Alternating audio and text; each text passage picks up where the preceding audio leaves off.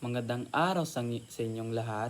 Ako po si Charles Gabriel Fabel, ang taga-ulat ng Kabanata 13 na ang pamagat ay klase sa pisika.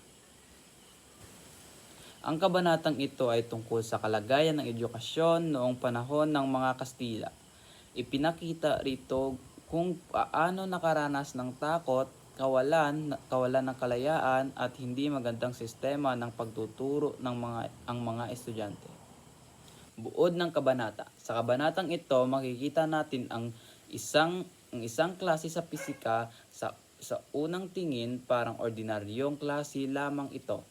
Ngunit habang nagpatuloy ang klase, makikita natin ang hindi talagang malaya ang mga estudyante na magtanong at magpahayag ng mga kanilang sariling opinyon. Ang klase ay pinamumuna ng isang profesor na may malaking otoridad. Sa halip ng maging bukas ang talakayan, mas nangingibabaw ang takot at pagsunod ng mga estudyante. Pinapagita rito ang edukasyon noong panahong iyon ay hindi nakatuon lamang sa pagbibigay ng kaalaman. Minsan ginagamit din ang kapangyarihan upang kontrolin ang mga estudyante. Mga tauhan. Isa sa mga mahalagang tauhan sa kabanata ito ay si Placido Penitente. Si Placido Penitente ay isang estudyanteng may sariling pananaw at hindi basta-basta sumasang-ayon sa mga bagay na hindi tingin niya ay mali. Makikita rin natin ang profesor sa pisika na kumakatawan sa mga taong may otoridad sa sistema ng edukasyon. Mahalaga rin ang ibang mga estudyante dahil ipinapakita nila ang kalagayan ng mga kabataang natatakot magsalita at kumontra sa kanilang mga guro o nakakataas. Ang pangunahing suliranin sa kabanata ay hindi maayos at mapaniil na sistema ng edukasyon.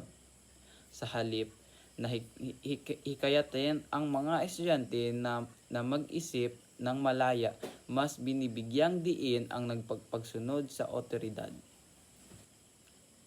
Dahil dito, nawawala ang pagkakataon ng mga estudyante na magtanong at tunay na maunawan ang kanilang pinag-aralan.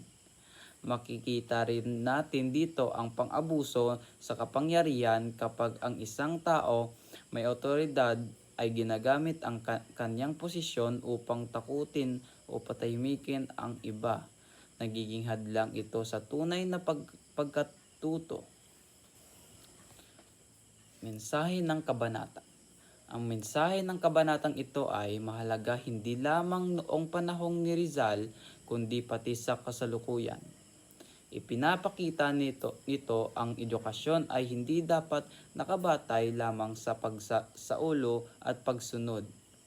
Dapat matuto ang isang estudyante na magtanong, magsuri, umunawa at magkaroon ng sariling pananaw.